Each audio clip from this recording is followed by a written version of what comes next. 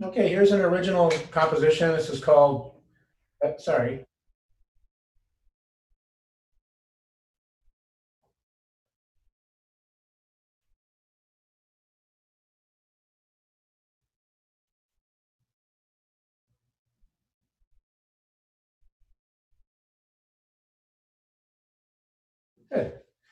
Good morning and welcome.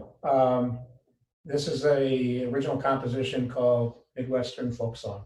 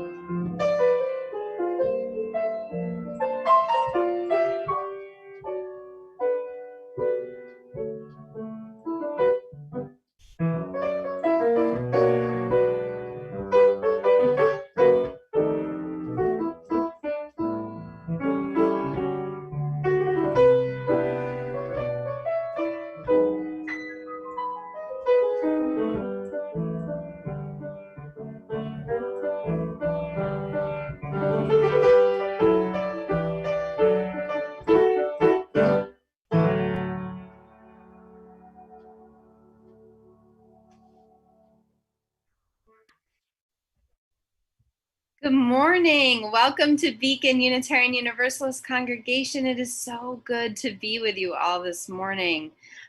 Brian, thank you so much. What a beautiful piece. I'm so grateful to be joined this day by Brian Halpin, Beacon member and jazz pianist. Well, you play a lot of genres, actually, Brian, extraordinaire. Dr. Tuli Patel is with us.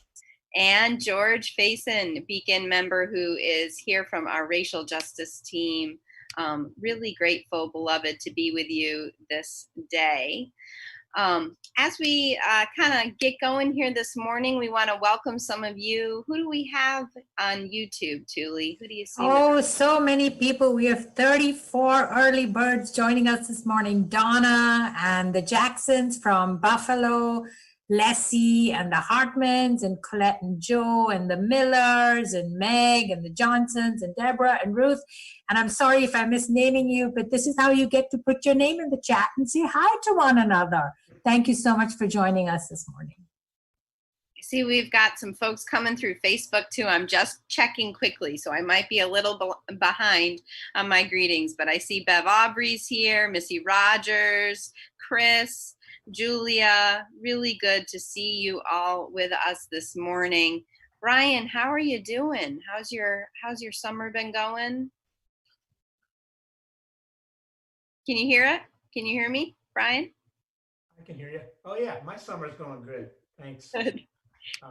Pretty quiet, but you know, like a lot of people, we go camping once in a while and just trying to be outdoors and enjoy listening to the birds and kind of keeping it simple. Yeah, it sounds good to me. We did a little bit of camping. I'm just back actually from 2 weeks of vacation, most of it at home, but we spent 5 days in Maine. And for a little while, I think the lines under the ice disappeared, got some sleep in. And I was joking that I'm really the only one in the family who knows how to canoe. So when I took all 4 kids and my wife out on the lake, it meant that pretty much I was the one in charge of the canoe. So my muscles in my arms are vastly improved thanks to vacation. And George, what about you? How are you doing this day? Oh, it's wonderful. Stephanie and I are fortunate enough to be hanging out in our perennial gardens that we toil in every summer anyway. So it's not like we've been limited in what we normally enjoy doing. So we're enjoying all the beautiful blooms that keep happening. Yeah, I love your backdrop, George. It's gorgeous. It's a big sycamore tree that certainly, it's older than me. It makes me feel young. And Tuli, not last but certainly not least, how are you doing? It's great. It's just wonderful to be with all of you. I miss all of you, so I'm very happy to be here this morning. And are there some ways that folks can connect, Tuli? Yes. You might want to share with everyone before we head to the wisdom of the UUs in Monmouth. Yes, thank you so much for asking, Robin. So many ways to connect this morning at 11 o'clock. So after this service is social hour. You'll see the link in the chat when YouTube finishes and YouTube and Facebook wraps up. So do come join us for social hour. There's small groups of people with the facilitators. So don't be scared. It's easy. It's fun. And then at 1 o'clock, our pre-K through 5th graders meet for Camp Kindness. And I'll be there along with Amelia, who's one of our youth. Jermaine has the Sunday off. And then 5 o'clock, Reverend Dr. Robin Tanner will be on our Beacon porch on Waldron, not the one on Springfield, the porch on Waldron. We got 2 porches, aren't we lucky? She'll be on the Waldron porch, and you do have to sign up and come and say hello and drop in for a chat. And I think the sign-ups you can find in last week's Spark. So if you haven't been reading, time to start reading. And sign up for 20-minute slots, and she will be happy to see you there. Thank you so much, Dr. Tuli. Well, beloved, each week, Beacon lights a candle of witness for Black folks who have been killed by the state. Normally, this happens during our worship service and our candle lighting ritual just before. However, as our service is shared with 3 other UU congregations in Montclair, Morristown, and Lincroft, we have moved our candle of witness to now during our live welcome. I want to give thanks especially to Claudia Cohen and Missy Rogers, Beacon members, for the biographies they've provided. And I'd like to invite George if you would, to light our candle of witness this day. Thank you, Robin. Good morning. And today we light a candle for William Howard Green. And William was the gregarious and funny glue of the Green family. He was the relative that always called and visited and, of course, cooked. William was a father to a 20-year-old daughter and a 23-year-old son. He was 43 at the time of his death on January 27th of the year 2020. Thank you.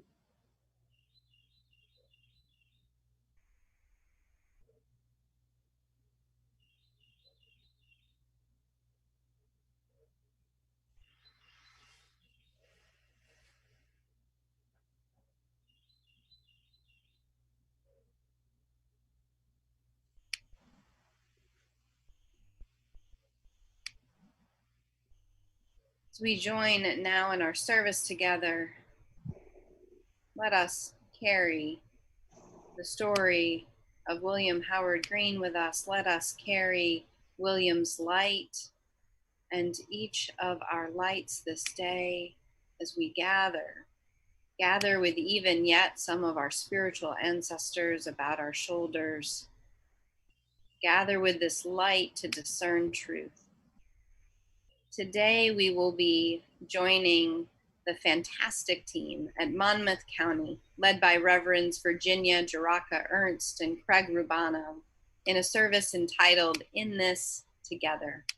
Welcome again, everyone. Beloved, it is good to be with you across the many miles from which we are gathered this day.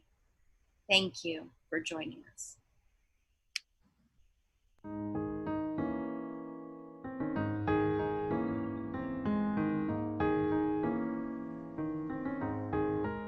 Thanks, everyone. Brian, Thank you.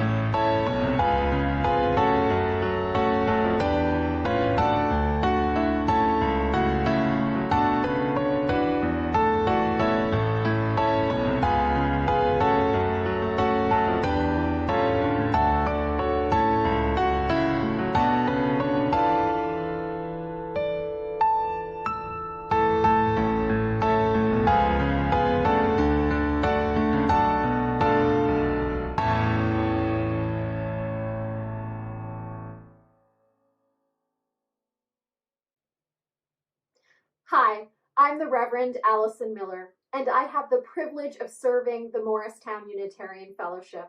We are a spiritually alive, radically inclusive, and justice-centered community that gathers to inspire, connect, and serve together in ways that lead to greater healing for ourselves, our neighbors, all beings, and our earth. We are grateful to participate in this collaborative summer, and we affirm that we are in this together. Hi, I'm the Reverend Emily Bogus. I'm Reverend Dr. Robin Tanner. I'm Dr. Tuli Patel. We are the leadership team At the Beacon Unitarian Universalist congregation, located in Summit, New Jersey. Our mission is to be radically inclusive, to feed the human spirit, and to heal the world. We affirm that we are in this together. I am Reverend Scott Samler Michael, he, him, his. And I'm Reverend Anya Samler Michael, she, her, hers. And we are senior co-ministers at the Unitarian Universalist congregation at Montclair. Grounded in faith, we come together to nurture the soul, inspire hope, and bring into being a more just and loving world. And we affirm that we are all in this together. Greetings from Lincroft, New Jersey. I am the Reverend Virginia Jarocha-Ernst, co-minister at the Unitarian Universalist congregation of Monmouth County. And I am co-minister, the Reverend Craig Rubano. At UUCMC, our mission is to create community, transform ourselves, and transform the world. And we are in this together.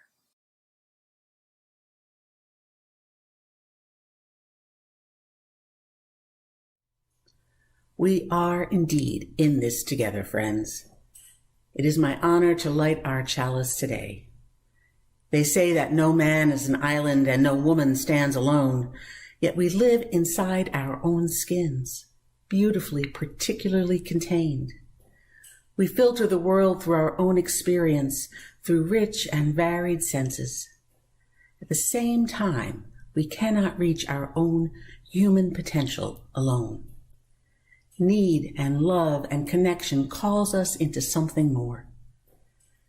Seen, felt, connected, and related, that individual light expands. Held in community like a deep and wide communion cup, we gather together on holy ground to be made whole.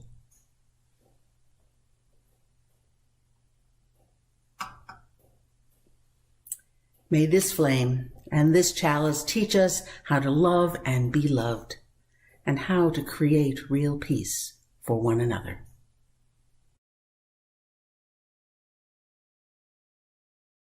Please join me in singing a chant by Linda Hirschhorn, Circle Round for Freedom.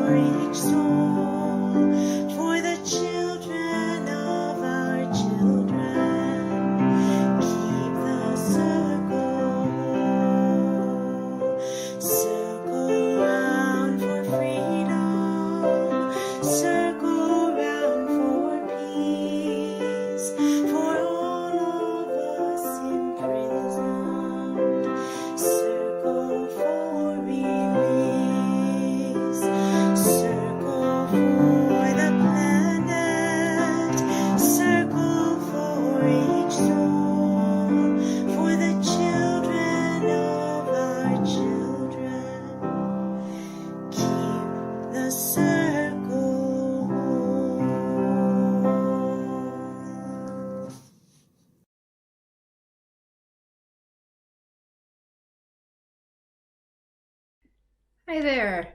It's good to be with you again for another wisdom story, or as some of you might call it in your congregations, time for all ages. As a religious educator, I've told a lot of stories over the years. In fact, I tell the story most of the Sundays in our congregation, and I thought it might be fun to do some quick calculations.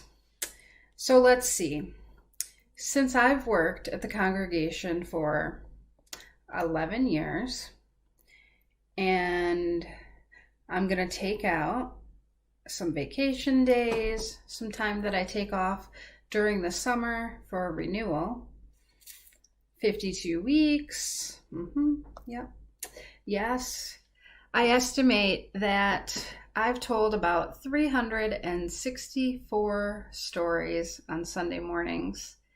Now, I know my numbers are a little rough, but it sounds like to me that today is number 365. That's like telling one story a day for a whole year. Wow, that's a whole lot of wisdom. You might also find me doing a homily, a sermon, a chalice lighting, or leading our youth through one of our coming of age services or bridging. I do a lot of things in my role as religious educator, director of family ministry. At UUCMC, we have two ministers, Reverend Craig and Reverend Virginia. They're co-ministers, and they do a lot of sharing. And we're not shorthanded in the storytelling department. They're great storytellers. It's just that they're also great leaders. And they believe that ministry is meant to be shared. I've always believed that to be a good leader, you have to be able to share. But what is it that makes someone a good leader? Can anyone be a leader? Am I a leader? Are you a leader?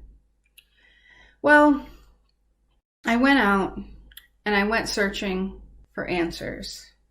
And I realized what I needed to do was to call some of our brightest and best people.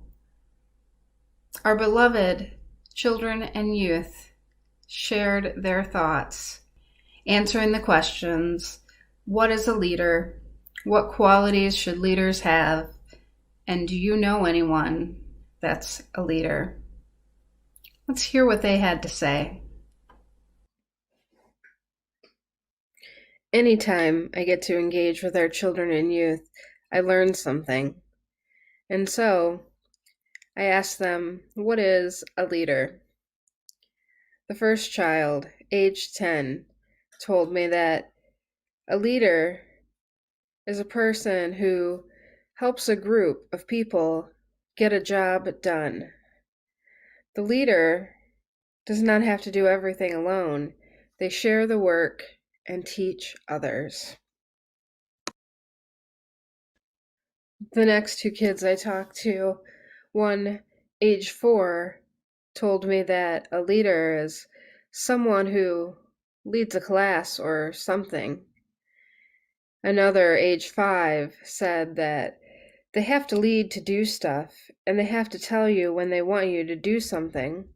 They say nice things. An 8-year-old in our congregation says, a leader is like hard to describe though, right? Yeah, it is hard to describe. She also says, someone who gives commands and leads people. Another child says, a leader is someone who tells others what to do, like a construction supervisor, to get things done. Like if you were building a house, a leader has to be a good friend and kind. They can't point at people and be mean. They have to be helpful. Age 9.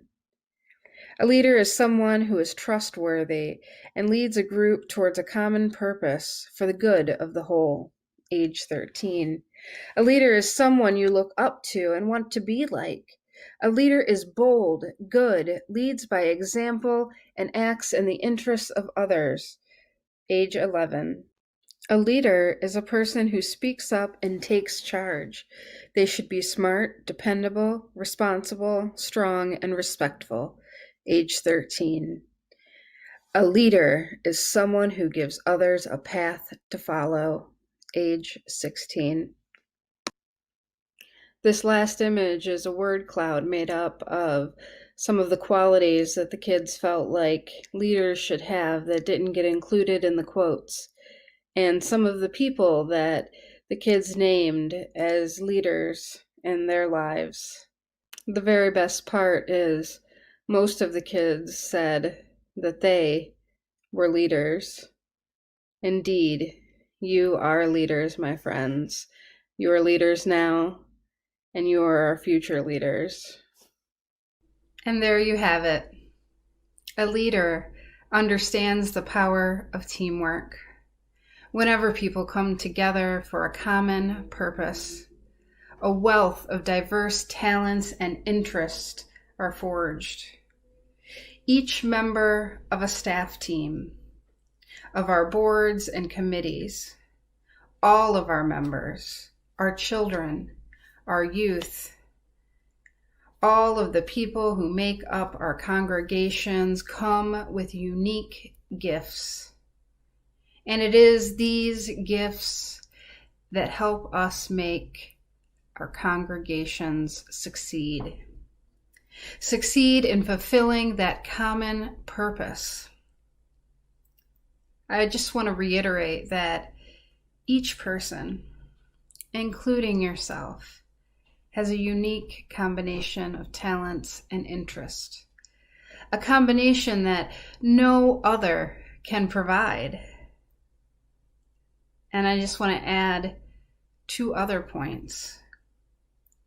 That by combining your gifts with others, you are providing a powerful and diverse collection of talents and interests and energies that no solitary individual could provide. The ministry of a congregation belongs to us all. A good leader motivates and inspires people to engage with that vision, coaches and builds a team so that it is more effective in achieving what we set out to achieve and become. I am honored to be a part of this collaboration between our 4 congregations, another example of shared ministry and the talents of many for the good of the whole. May our ministries continue together.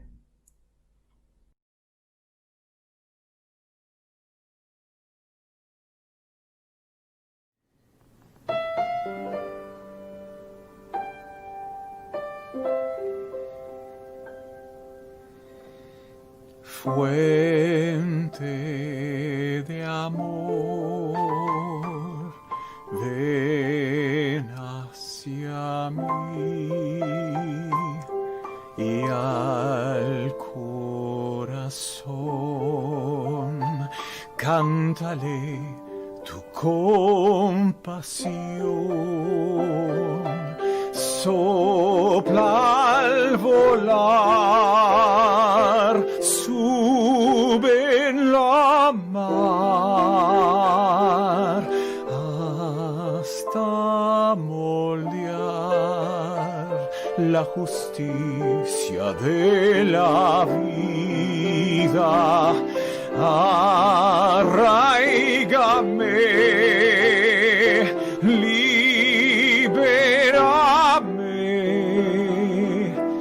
fuente de amor, ven a mí, ven a mí.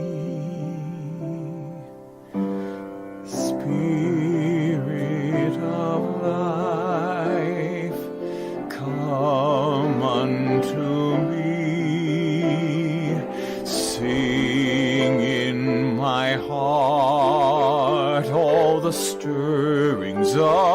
compassion blow in the wind, rise in the sea, move in the hand, giving life the shape of justice. Roots hold me close, wings set me free. Spirit of life, come to me, come to me.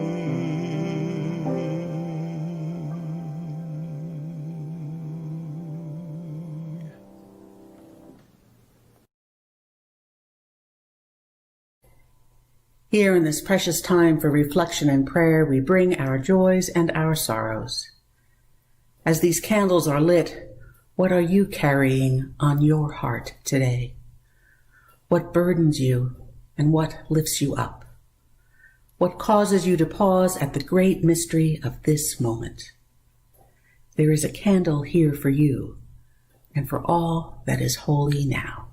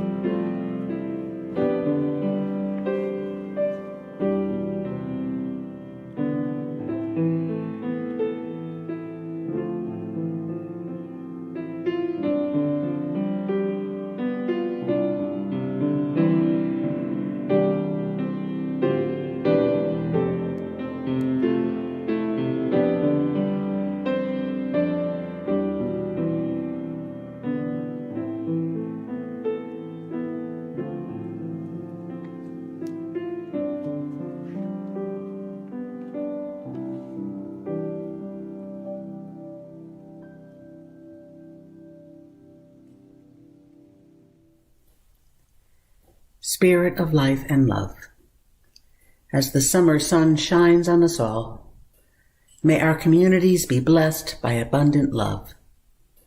May hope flourish because of our real relationships, by bonds created by truth-telling, accountability, and forgiveness.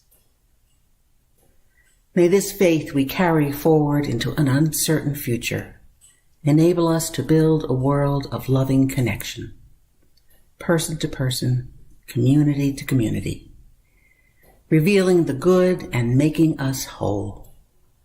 When we stumble and struggle, when life shatters our illusions of safety, may we find shelter in the sanctuary of one another.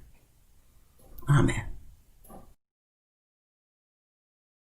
I want to extend a special welcome to our sibling UU congregations, Montclair, Morristown, and Beacon in Summit. Let the generous impulse to share our services this summer inspire an invitation to all in our congregational communities to enter now into a time of generosity as spiritual practice. Hear these words by UU minister Tracy Springberry. Generosity is love in action. It is powerful and transformative. When we give, we create relationships. We extend ourselves and our values into the world. Using our life energy, we tie ourselves to organizations and people that matter to us, claiming them with our hearts and our time. When we claim them, they claim us, and we become connected. When we are generous, we say, people are not just individuals. We need each other. We say, more stuff and experiences are not the meaning of life, but relationships with others is the meaning of life. We say, we do not need more.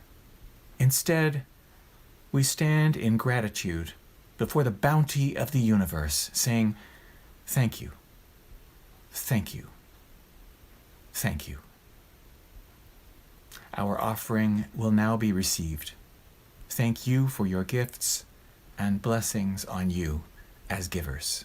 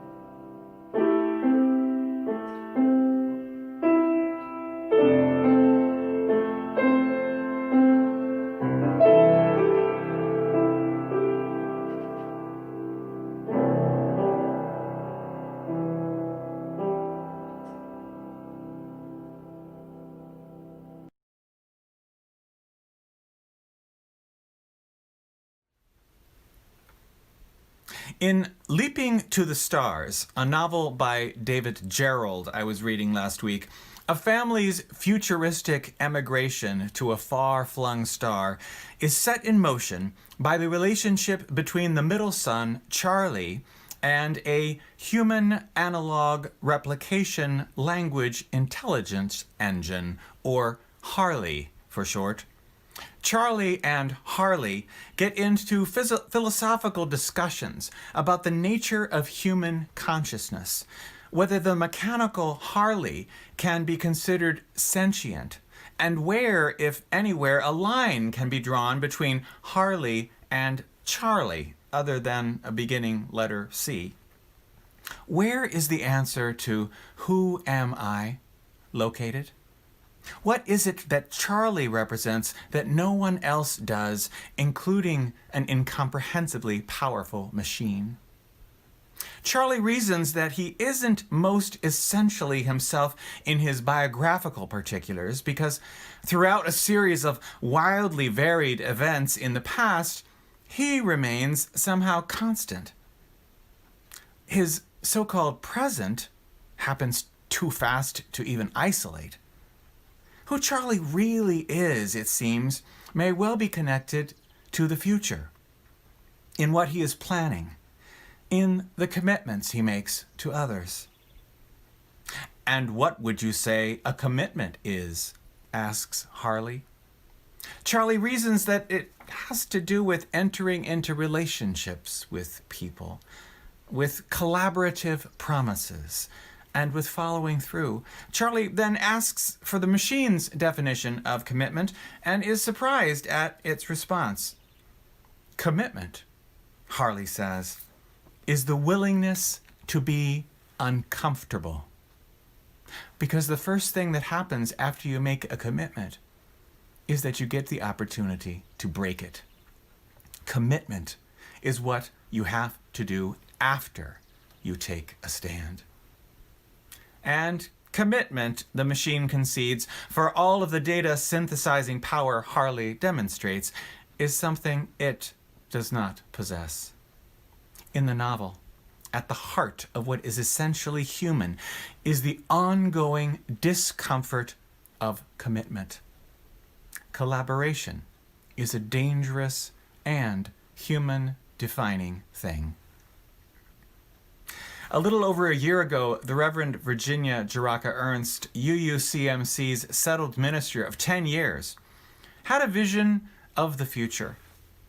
Energized by the momentum in our religious faith movement toward dismantling the characteristics of white supremacy culture, She longed to enact what she described as a dream of ministry as partnership, breaking down the institutionalization of power wielding that she found so present in ministerial practice.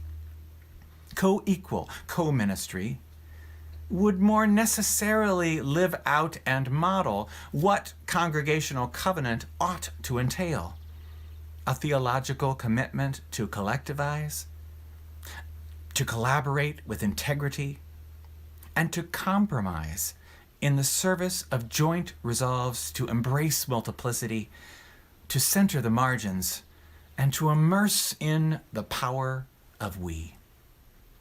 Reverend Virginia enlisted my participation in spreading power sideways, away from hierarchy, individualism, and defensiveness, and toward delegation, community, and a security in one's fallibility.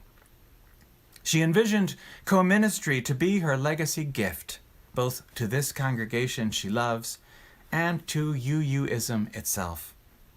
She willingly split her salary and power in half in order to offer UUCMC something new. Two unrelated, very different ministers sharing one congregational position. And what a year it has been. As the title of our service today suggests, we have been in it together, in this co-ministry, blessedly, synergistically, and vitally uncomfortably together. Yes, co-ministry has brought home to me in new ways that comfort is not what ministry is about. Indeed, the strength of any covenantal accountability is directly proportional to a certain willingness to live into collaborative discomfort. For it is only when we are taken out of our comfort zones that we begin to plumb the depths of what the inherent worth and dignity of every person really means. The verb collaborate, and especially in noun form collaborator, has a dual meaning, and which definition comes first in the mind seems to depend on the context. In peacetime or functioning democracy, collaborator has the sense of working jointly on a project for a community, team playing. However, where the collective has taken a decided turn for the totalitarian or in wartime occupation, collaborator is synonymous with a person aiding the enemy, treason. That these two meanings, team player and traitor, lurk ever so close to one another signals the dangers alongside the great benefits of collaboration, always present when one puts oneself in the service of something greater than self-interest.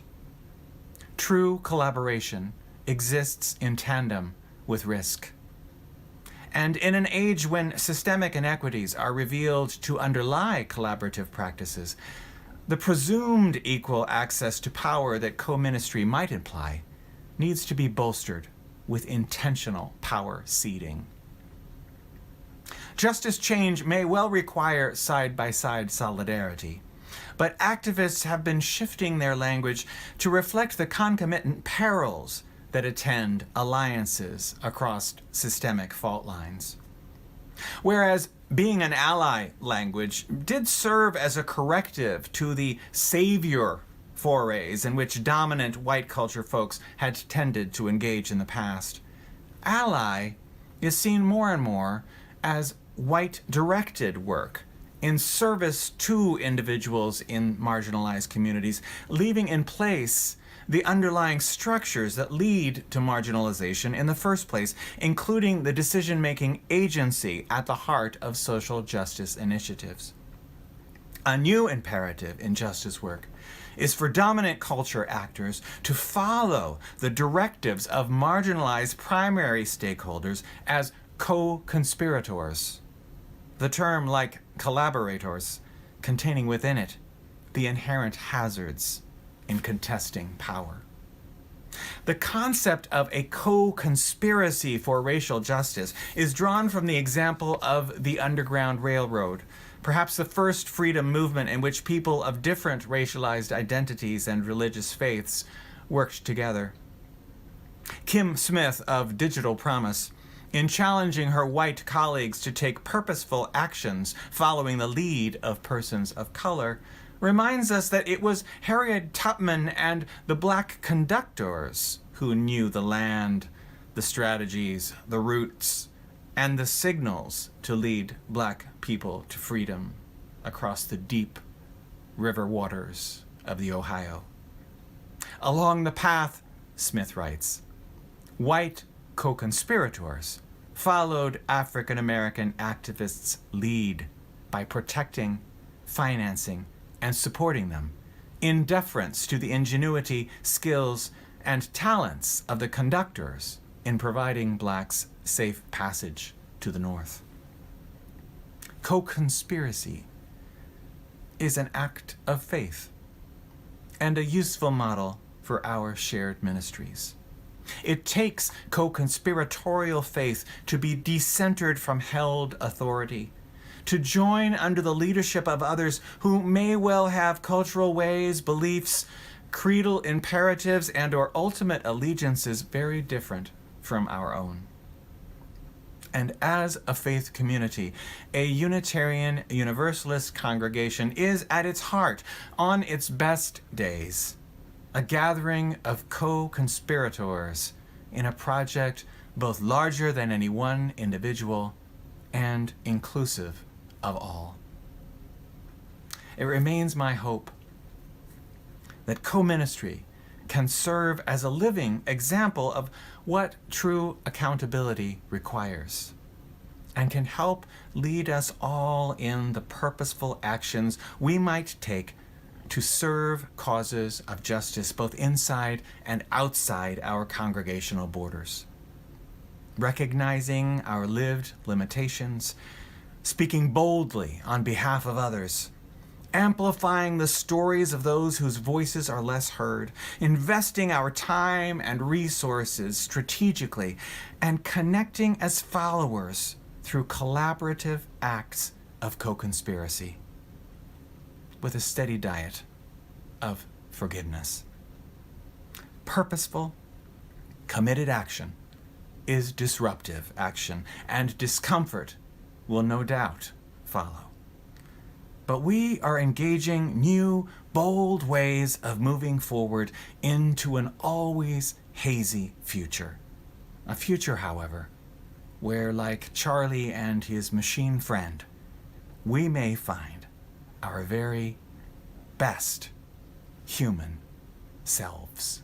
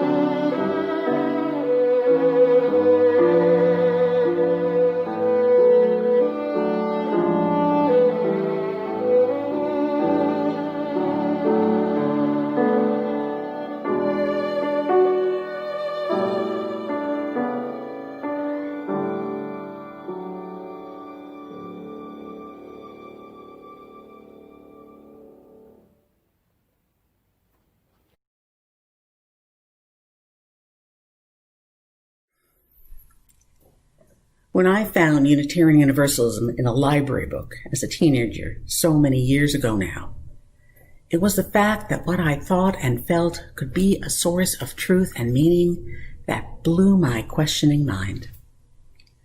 As a girl coming from a strict blue-collar German Catholic upbringing, so much of me was expected and trained to be submissive to others and to God. My purpose, they said, was to be a good wife and mother, to be obedient, to be silent and supportive of the dominating people and institutions that gave me life. Yet my budding feminist heart suspected there was more. There had to be a way that my voice of reason, my conscience, my truth could exist without predetermined suspicion and control. Do I need to be silenced so that you can thrive? Must my voice be dismissed because it is generated by someone young or female or whatever? You see, there's always a reason to be found to dismiss others. Race, gender, sexual orientation, class, looks, size, or the A students versus the solid B's and C's. You know all the made-up categories that make us feel better or worse than others. In all of them, I am found and lost, one dismissive judgment at a time. That searching child was just looking for her own eye, the undeniable dignity of her true self, which she suspected was always there. In that search, this faith offered an uncommon dignity in a brief paragraph of a comparative religions book in the Union Public Library. It would be years before I witnessed the principle in practice. Moving from a culture where communal needs are overshadowed by the individual's needs and identity to one that raised up the individual as worthy was freeing, to say the least. Back in the 70s and 80s, freedom was individually focused. Liberation as a powerful collective sacrifice was not yet on our horizon. Our tradition upheld the individual, their inherent worth and dignity, but was short-sighted when it came to our interdependence. It was certainly short-sighted about the ways we carry white supremacy culture into everything. Supremacy systems of all sorts were woven deep into our communal beliefs and practices. It is no surprise, then, that the 7 principles ratified by our Congregational Assembly in 1985, after years of congregation-wide process, are heard and understood as individual rights and responsibilities. The covenant that is articulated there is rarely viewed through a communal lens. I know I did not hear them that way until Paula Cole-Jones very recently pointed it out at a General Assembly workshop. As one of the authors of the proposed 8th principle, Paula Cole-Jones has opened our eyes to a fault line that runs through the original 7. Lacking that mutuality and accountability of love, they can be heard as being only about the individual. Love might be implied, but it's not explicit. They speak of my beliefs and my commitments rather than of ours, especially that communal commitment to creating beloved community that Dr. Martin Luther King spoke of often. Beloved is an interesting word, implying active love applied and received. What does it mean to beloved one another into wholeness? What wholeness is possible when our liberation is mutual and respect is between and among diverse communities and cultures? These principles are a guide for those of us who choose to join and participate in a UU religious community. We are, after all, a free assembly. We are each here by choice. But are we all really hearing the implied love within these principles and practicing that elusive beloving if we still harbor supremacy systems and beliefs? Can power over ever be undone by power with? As a faith tradition that grew up with and within the white supremacy built into the founding of this nation, we default to centering white culture and traditions. While the teenage me was trying hard to reach out of her culture toward a new freedom, aspiring toward Unitarian Universalism was possible because of my whiteness and all the privilege that had attached itself to me. I was allowed to learn UU culture and admitted because I could make myself appear to fit in. Had I been a person of color or a non-English speaker or a speaker of a different, less correct English, would that door have been open? The answer is in the stories of so many who have left when the cost of staying was too high. It is clear that not all experience the beloving that transforms lives the way I have in our congregations. The commitment to create that experience for others is the missing piece in the puzzle of our current principles. So let's try together to listen for the communal rather than the individual, the community-to-community covenant in these principles. We, the member congregations of the Unitarian Universalist Association, covenant to affirm and promote the inherent worth and dignity of every person. I am okay is the individual celebration, but you are okay too. You are worthy of love and dignity no matter what you have done and where you come from. It's a much tougher sell. Justice, equity, and compassion in human relations. Here we get as close to love as possible without saying the word. But are we thinking about justice and equity for me or for others who have different cultures and traditions? Does our compassion extend beyond our own comfort? Acceptance of one another and encouragement to spiritual growth in our congregations. It's pretty typical that we see when others need to grow. But usually we think, I'm just fine the way I am. What does a person have to do to fit in to UU culture, to feel accepted and see themselves here? A free and responsible search for truth and meaning. Usually for me. We lean heavily on the freedom, but struggle to curtail our freedom to believe and do whatever we want for the sake of another's freedom. The right of conscience and the use of the democratic process within our congregations and in society at large. Yes, you and I get a vote. But how is our democracy corrupted by the informal power dynamics within our congregations? How often is the in-group or the old guard inserting their control and not allowing a different leadership to flourish? The goal of world community with peace, justice, and liberty for all. It sounds good until we have to give something up. And seventh is respect for the interdependent web of all existence of which we are a part. This pillar of our faith, along with the respect for the inherent worth and dignity of the individual, should create a communal container for the beloved community. Unfortunately, too often it is used to pit people against the environment. And then there's the eighth principle, which, when fully incorporated, may emphasize that active beloving and the communal responsibility to decenter whiteness. It says journeying towards spiritual wholeness by working to build a diverse, multicultural, beloved community.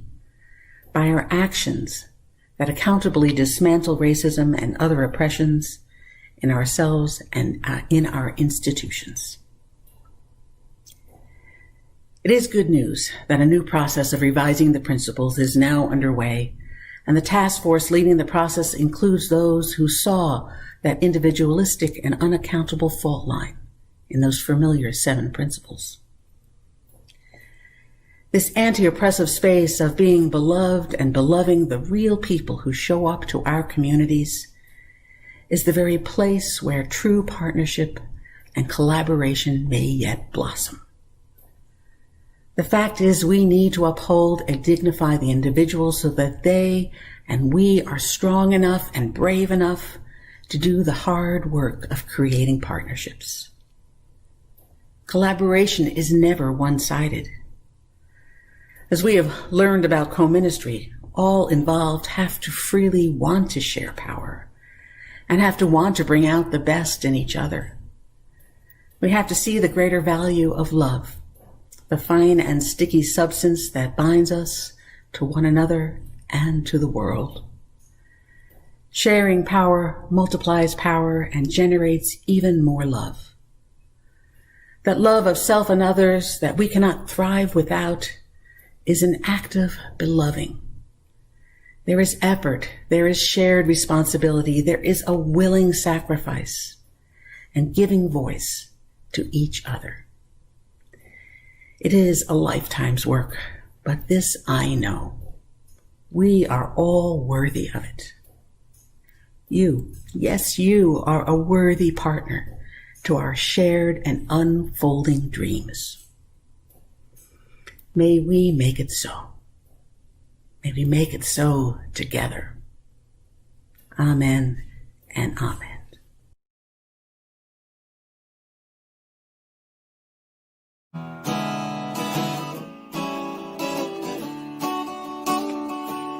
Come and go with me to that land. Come and go with me to that land. Come and go with me to that land where I'm bound, where I'm bound. Come and go with me to that land. Come and go with me to that land. Come and go with me to that land where I'm bound. There'll be freedom in that land. There'll be freedom in that land. There'll be freedom in that land where I'm bound, where I'm bound. There'll be freedom in that land. There'll be freedom in that land. There'll be freedom in that land where I'm bound.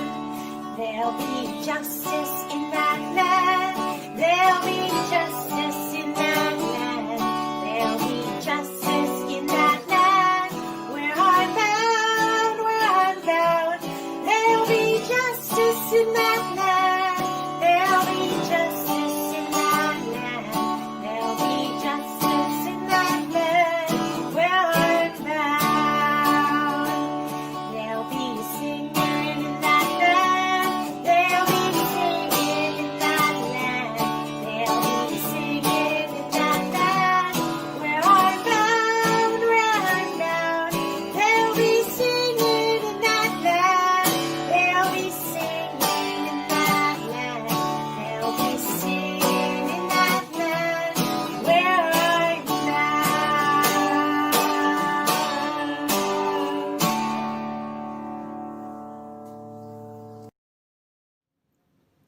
Thank you for joining us today in this fourth of 4 planned shared summer services. It has been more than a pleasure being together these weeks. It has brought us into relationship with one another, freshly connected in a web of care. As we extinguish our chalice for now, hear these words of benediction from Presbyterian minister and widely read author Frederick Buechner. The trouble with steeling yourself against the harshness of reality is that the same steel that secures your life against being destroyed secures your life also against being opened up and transformed by the holy power that life itself comes from. You can survive on your own.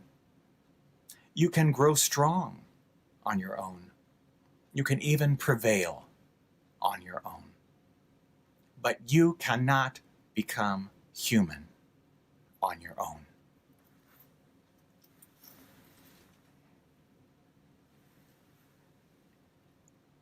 Go in peace. Amen.